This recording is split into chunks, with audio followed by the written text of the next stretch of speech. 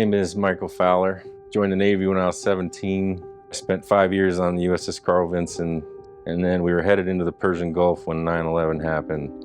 We were the first carrier group to start striking Taliban targets in Afghanistan. Around the time I classed up, the Iraq War kicked off, so now we started OIF, Operation Iraqi Freedom.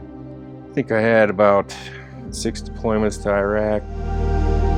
So you have this dichotomy of you're going to war and you're seeing all this horrible stuff, and you don't realize, who you're becoming in that.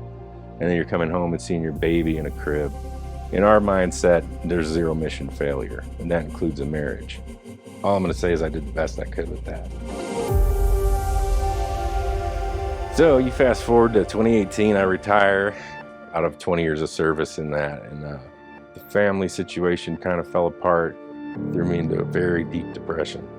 Suicidal ideation, went through a lot of drinking and numbing, just trying to make sense of how this could be happening when I'm so good at everything else in life, and this one thing I couldn't figure out, right? I realized through a lot of counseling, I had PTSD. I didn't know up until this point. I thought I was good when I got out, didn't want to go to the VA, didn't want to do any of that. They were telling me I had to find something that I liked to do. When I started getting into diving, the breathing was helping me. Being down under the water was helping me. The pressure, the beauty of seeing coral and seahorses and seeing a shark swim by, it was a whole nother world that I totally forgot about.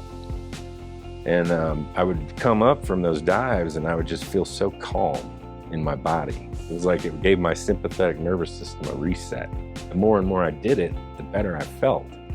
So then I saw this documentary, Adapting to Dive, and it really explained what it was all about. And I said, wow, if there's some way I can get in with them and be able to use my team experience and my situational awareness abilities and my zero mission failure attitude to help people who have had horrible things happen in their life and they're just trying to get through it, just like me, that would be great. That might give me a purpose again. I mean, I'd already lost the family. I've already lost, my military buddies, and this is a hard time for me, right? I went to Raleigh, and I noticed that the character of these people were very similar to special ops-minded people with how they cared about other people. And I said, this has got to be a dream or something, right? In civilian world, these kind of people don't exist, right? That was my honest initial thought. And then the more I worked with them, we learned things about ourselves that we never knew possible and that we could help other people with. And that was kind of what I was looking for. They want to help other people who are going through very hard situations and can't do anything. They didn't choose it, but they're doing it, right? So I'm very proud to be part of Dive Heart.